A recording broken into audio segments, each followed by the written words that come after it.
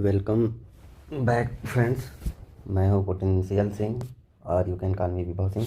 Welcome to potential classes. तो चलिए शुरू करते हैं आज का करंट अफेयर्स बिना देर किए हुए। तो बात करते हैं आज के जो इम्पोर्टेंट क्वेश्चन है उनकी। सबसे पहला क्वेश्चन है, अभी इलेक्शन कमीशन न्यूज़ में है, क्यों न्यूज़ में देखते हैं।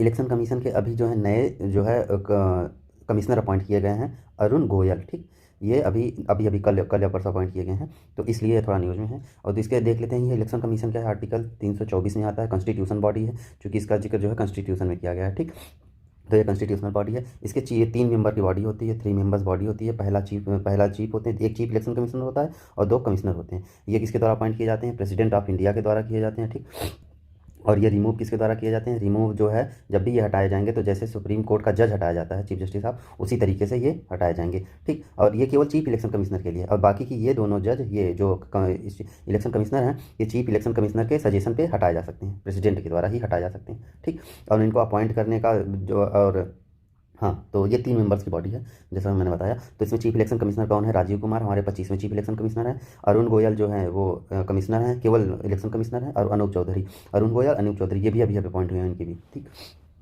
तो ये रहे चीफ इलेक्शन मतलब ये इलेक्शन कमीशन ऑफ इंडिया की बात। अब बात करते हैं एक अमेंडमेंट हुआ था जो है जिसमें 18 से 21 से घटा के 18 वर्ष की गई थी। वो कौन सा अमेंडमेंट था, तो आप इसको मेरे कमेंट बॉक्स में बताइए। ठीक, और उसके बाद हम देखते हैं कि इसमें आर्टिकल जो है 326 है, 326।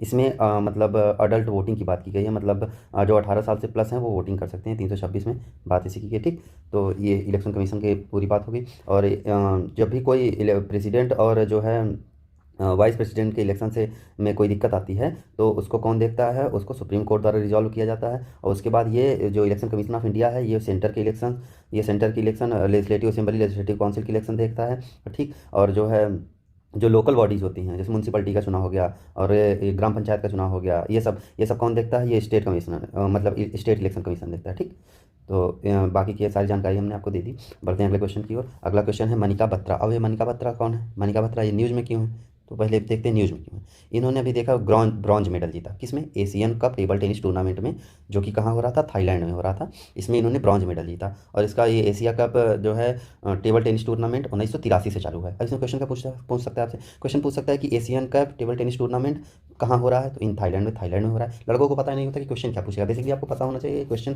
फ्रेम कहाँ से किए जाते हैं, तब वो आप जानकारी पढ़िए। ऐसे पढ़ाते चले जाते हैं, पता नहीं क्या पढ़ाते हैं, मुझे समझ नहीं आता। और जो मैं नोट्स बनाता हूँ केवल उसमें काम की चीज़ लिखता हूँ, कीवर्ड्स आप देखते होंगे कि केवल कीवर्ड्स लिखता हूँ, बाकी की चीज़ें, अनावश्यक चीज़ें लिखना बेकार है। वो अब लोग पब्लिसिटी करने के लिए बढ़िया स्लाइड बना देते हैं, बढ़िया पीपीटी बना के। अब लड़कों को वही पसंद आता है तो क्या करें। केवल काम का पढ़िए और इधर उधर के चक्कर में मत पढ़िए, भटकने के चक्कर में। ठीक, बढ़ते हैं देखते हैं ये अब अगला क्वेश्चन क्या पूछ सकता है मनिका बत्रा के बारे में। मनिका बत्रा के बारे में पूछ सकता है ये किस खेल से बिलोंग करती हैं, तो ये टेबल टेनिस प्लेयर है। ठीक, और इन्होंने अभी ब्रॉन्ज मेडल जीता, किस में जीता, एशिया कप टेनिस टूर्नामेंट में। अब इस एशिया कप टेनिस टूर्नामेंट कब हुआ, पहला टूर्नामेंट 1983 से चालू है। तो ये रही बैकग्राउंड इन्फॉर्मेशन। कभी अब अगर आपको करंट में ये ना पूछ के Asia cup table tennis tournament के बारे में पूछ लेगा, तो ये करंट भी है और स्टैटिक भी है, स्टैटिक जी का। अब ये होगा स्टैटिक जी का हो गया, और ये क्या हो गया, करंट जी के हो गया कि उन्होंने ब्रॉन्ज मेडल जीता। ये आपका करंट अफेयर्स हो गया। ठीक, तो ऐसे क्वेश्चन पूछे जाते हैं। बात करते हैं अगले क्वेश्चन की। अगला क्वेश्चन है कि ये अभी तबस्सुम है, तबस्सुम अभी ये कौन न्यूज़ में भैया। अब यही सबसे पहले हमें कोई न्यूज़ में है तो क्यों है चर्चा में, ये जानना जरूरी है। तबस्सुम एक फिल्म एक्ट्रेस हैं। अब ये फिल्म एक्ट्रेस थी, अब ये मर गई हैं इसीलिए न्यूज़ में है। हाँ, अब इनका एक बहुत फेमस एक कार्यक्रम आता था, फूल खिले हैं गुलशन गुलशन, ये बहुत फेमस कार्यक्रम था। जैसे मोगली आता था, मोगली जो है जंगल जंगल बात चली है, पता चला है चड्डी पहन के फूल खिला, उसका स्लोगन था। हमारे यहाँ उसको बहुत चिढ़ाते थे, जब छोटा बच्चा था मैं, मुझको चिढ़ाते थे। तो मोगली, अब इसमें जो है आपका जो है ये जंगल, इससे क्या क्वेश्चन रिलेटेड पूछ सकता है, इससे पूछ सकता है ये जंगल बुक जो बुक लिखी गई है वो किस अभ्यारण्य पे है, तो पेंच अभ्यारण्य है एक, कहाँ, एमपी में, मध्य प्रदेश में पेंच अभ्यारण्य। वहाँ से उसी मतलब उसी से कनेक्टेड है ये बुक। तो ये क्वेश्चन 2 से 3 बार पूछ चुका है। ठीक, तो बढ़ते हैं अगले क्वेश्चन की। और अगला क्वेश्चन की बढ़ने से पहले हम देख लेते हैं जो कुछ लोग मरे हो रहे हैं उनका कुछ देख लेते हैं कि क्या हुआ था। भारत के बास्केटबॉल लीगल अब्बास मुंतशिर अभी इनका निधन हो गया है। ये फर्स्ट मतलब अकेले वो थे जिन्हें क्या कहता है कि अर्जुन अवार्ड मिला था। ठीक, अर्जुन अवार्ड, अकेले बास्केटबॉल बॉल प्लेयर हैं और इन्होंने इंडिया की मेज़बानी की थी, कैप्टन रहे इंडिया के, तो ये थोड़ा सा इंपॉर्टेंट हो जाते हैं। दूसरा, तेलुगु फिल्म स्टार कृष्णा गारू का निधन हो गया। हाँ, इसके बाद देखते हैं गणिकर RL कश्यप का निधन हो गया। ठीक, अब इसके बाद ये थोड़ा सा इंपॉर्टेंट है, मुझे इन सब में सबसे ज़्यादा ये इंपॉर्टेंट है। भारत के पहले मतदाता श्याम शरण नेगी का निधन हो गया और इन्होंने अपने आखिरी बार वोटिंग कहाँ की थी, हिमाचल प्रदेश में। ठीक, वहाँ से इन्होंने वोटिंग किया था। अभी अभी महिला अधिकारिता कार्यक्रम सेवा संस्थापक इला भट्ट का, मतलब इला भट्ट का निधन हो गया। अब इससे इला भट्ट से रिलेटेड का क्वेश्चन पूछ लेगा। अब पूछेगा ये किस सेक्टर से रिलेटेड थी, तो ये महिला अधिकार की कार्यकर्ता थी, मतलब महिला सेविका, बेसिकली वुमेन वुमेन वुमेन के डेवलपमेंट और उनके नरिशमेंट से रिलेटेड थी, मतलब महिला सशक्तिकरण से, वुमेन इंपावरमेंट से कह सकते हैं। ठीक, अब बात करते हैं अगले, जमशेद जी ईरानी। जमशेद जी ईरानी का निधन हुआ। ये कौन थे? भारत के स्टीलमैन बोले जाते थे। ठीक, अब बोल अगला, असम के प्रसिद्ध कलाकार नील पवन बरुआ। नील पवन बरुआ कौन थे? ये पेंटर थे। क्या थे? पेंटर थे, ये पूछ लेगा। ठीक, और अभी निपोन गोस्वामी, निपोन गोस्वामी ये भी अब नेता थे, अभिनेता थे, मतलब ये हीरो थे, अब ये भी असम के ही थे, इनका भी निधन हो गया। तो मेरे हिसाब से असम के प्रख्यात कलाकार नील पवन बरुआ, ये पेंटर थे, ये पूछ सकता है। उसके बाद ये पूछ सकता है आपका स्वतंत्र भारत के, 1 मिनट यार ये क्या हो गया, हाँ हाँ, स्वतंत्र भारत के जो है स्टील मैन ऑफ इंडिया ये जमशेद जी ईरानी, ये वाला पूछ सकता है। ठीक, अब बात करते हैं अगले क्वेश्चन की। अगला क्वेश्चन है कि हम कुछ स्कीम्स देख लेते हैं। कौन सी स्कीम? जैसे सीमा दर्शन योजना, ये किसने चालू किया? गुजरात राज्य ने चालू किया सीमा दर्शन योजना। ठीक, और कौन? एक स्टेशन एक उत्पाद। अब स्टेशन की बात आई है तो ये भारतीय रेलवे के द्वारा किया जाएगा, जाहिर सी बात है। कौशल्या मातृत्व योजना छत्तीसगढ़ के द्वारा किया गया है। ठीक, ये कौशल्या मातृत्व योजना छत्तीसगढ़ के द्वारा किया गया है। स्माइल योजना, सामाजिक, केंद्रीय सामाजिक न्याय और अधिकारिता मंत्रालय, स्माइल योजना चालू किया गया। ठीक, मिशन अमानत पहल, ये रेलवे सुरक्षा बल। अमानत मतलब क्या होता है? कहते हैं ये आपकी अमानत है, मतलब ये आपका चीज़ है। हाँ, ये आपसे बिलोंग करता है। इसमें क्या होता है? मैं अमानत पहल में, मतलब मान लीजिए आपकी स्टेशन पे आप बैठे हैं, ठीक, आपका सामान यहाँ कहीं खो गया, ठीक, ये खो गया, अब आप भूल के घर चले आए, तो क्या करेगी? आरपीएफ सामान को लेगी, वेबसाइट जहाँ पोर्टल बना है उस पोर्टल पे आपका सामान का फोटो खींच के वहाँ पे डाल देगी। उसके बाद आप जैसे अब आप वो वेबसाइट पे जाके अमानत पहल पे, वहाँ पे जो वेबसाइट बनी है उस पर सर्च करिए और अपने सामान को की फोटो देके पहचानिए, फिर जाइए काउंटर से कंसल्ट करके अपना सामान ले लीजिए। ये अमानत पहल हो गई। ठीक, दलित बंधु योजना, ये किसने चालू की है? तेलंगाना ने चालू की है दलित बंधु योजना। ठीक, आमा योजना किसने चालू की है? सिक्किम ने चालू की है। वहिनी योजना किसने चालू की है? सिक्किम ने चालू की है। तो अम्मा और वहिनी, ये दोनों आप एक साथ रिलेट कर लीजिएगा, अम्मा और वहिनी। वहिनी का मतलब है बहन, अम्मा बहन, माँ बहन। माँ बहन योजना किसने चालू की है? सिक्किम ने चालू की है, मतलब इसको याद करने के लिए मैं बता रहा हूँ। तो माँ से आप याद कर लीजिए अम्मा, वहिनी से याद कर लीजिए बहन। ठीक, बात करते हैं अगला क्वेश्चन की। अगला क्वेश्चन है यूनिवर्सल चिल्ड्रन डे, ये कब मनाया गया? 20 नवंबर को मनाया गया यूनिवर्सल चिल्ड्रन डे। और नेशनल चिल्ड्रन डे कब मनाया जाता है? 14 नवंबर को मनाया जाता है। 19 नवंबर को कौन सा डे मनाया जाता है? टॉयलेट डे मनाया जाता है, टॉयलेट डे मनाया जाता है। और 14 नवंबर को ही जो है ये डायबिटीज़ डे मनाया जाता है। कौन? मधुमेह दिवस भी मनाया जाता है। ठीक, तो बात करते हैं अगले क्वेश्चन की। अगला क्वेश्चन है हमारा इंडिया की, अभी 1 मिनट यार क्या हो रहा है ये, हाँ, खुल जा सिंचन।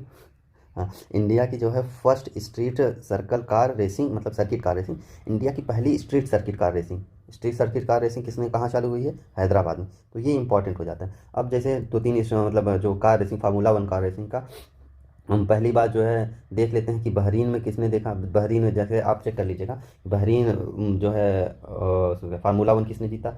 दूसरा, इसमें ज़्यादातर मैक्स वर्स्टिपन जो है रेडबुल के प्लेयर हैं, आप उनका नाम देख के मार्क कर सकते हैं आँख मूंद के। ठीक, और सिंगापुर जो है, सिंगापुर तो सर्जियो ने जीता है। ठीक, सिंगापुर सर्जियो ने जीता है। बाकी की सब में कौन जीता है? मैक्स वर्स्टिपन, ये रेडबुल के प्लेयर हैं, फरारी गाड़ी चलाते हैं। हाँ, आगे बढ़ते हैं। अगला क्वेश्चन, अगला क्वेश्चन है कि गार्ड ऑफ ऑनर अवार्ड अभी फ्रांस ने दिया है, किसको दिया है? मनोज पांडे को दिया है। और ये मनोज पांडे कौन है? थल सेना प्रमुख है। अब ये थल सेना, अब देखिए इसकी बैकग्राउंड इन्फॉर्मेशन देखिए। अभी मनोज पांडे जो है हमारा यहाँ ये फ्रांस के दौरा कर रहे हैं। ठीक, फ्रांस के दौरे पे ये मनोज मुकुंद पांडे गए हैं। तो इन्हें जब ये वहाँ का दौरा कर रहे हैं, वहाँ से कुछ एग्रीमेंट साइन कर रहे हैं, तो इसीलिए इनको गार्ड ऑफ ऑनर अवार्ड दिया गया। किसके द्वारा? फ्रांस के द्वारा दिया गया, चूँकि ये फ्रांस का दौरा करें। अभी आपको नहीं भूलेगा, और आप जब भी देखेंगे कि गार्ड ऑफ ऑनर किसके द्वारा, मनोज मुकुंद पांडे को किसके द्वारा दिया गया, तो आपको याद आएगा कि मनोज पांडे जो है फ्रांस का दौरा करने गए थे, उन्हें वहीं ये अवार्ड मिला। तो किसने दिया? फ्रांस ने दिया। ठीक, और उसके बाद हम देख लेते हैं कि ये थल सेना के प्रमुख है।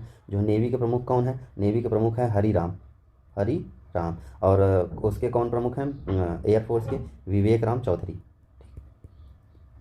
हाँ, तो अगला क्वेश्चन देखते हैं। अगला क्वेश्चन ये है कि ये अभी जो है कमंग वाटर इलेक्ट्रिसिटी प्रोजेक्ट, अभी कामंग वाटर इलेक्ट्रिसिटी प्रोजेक्ट पे से रिलेटेड अब ये न्यूज़ में क्यों है, हम इसको देखेंगे। न्यूज़ में इसलिए है कि अब देखेंगे है क्या। पहली बात ये है वाटर इलेक्ट्रिसिटी प्रोजेक्ट है, जैसे इसके नाम से पता चल रहा है कि कामंग वाटर इलेक्ट्रिसिटी प्रोजेक्ट। हाँ, अब ये मतलब अब देखेंगे है कहाँ ये, इसको इसकी स्थापना अरुणाचल प्रदेश में की जा रही है। अब इसकी कैपेसिटी आपसे पूछ सकता है, कैपेसिटी कितनी है? 600 मेगावाट। ठीक, इसकी कैपेसिटी 600 मेगावाट है कमंग वाटर इलेक्ट्रिसिटी प्रोजेक्ट की। ठीक, अब दो तीन कुछ और प्रोजेक्ट लगे हैं, मैं उनको आपको बता देता हूँ। एक प्रोजेक्ट लगा है राजस्थान में। ठीक, तो 1 मिनट रुकिए, मैं उसको खोज लेता हूँ कहाँ पे है, तो एक बार फिर से आपको रिवाइज करवा देता हूँ। हाँ, ये रहा, ये है, ये world largest solar power project कहाँ पे है? ये 2245 मेगावाट का है। ये भादला जोधपुर राजस्थान में है। कहाँ पे है? भादला जोधपुर राजस्थान में, world largest solar power project. मतलब पूरे दुनिया का सबसे बड़ा सोलर पावर प्रोजेक्ट। इसकी क्षमता 2245 मेगावाट है। ठीक, अभी 1190 मेगावाट का सोलर पावर प्रोजेक्ट कहाँ पे स्थापित किया गया?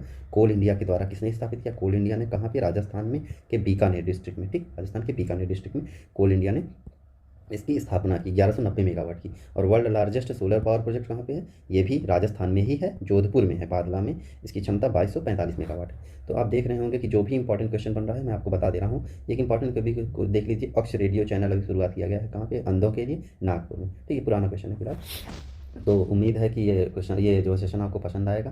अगर पसंद आता है तो मेरे वीडियो को लाइक करें, मेरे चैनल को सब्सक्राइब करें और शेयर करें अपने दोस्तों के पास। मिलते हैं अगले लेक्चर में, तब तक के लिए जय।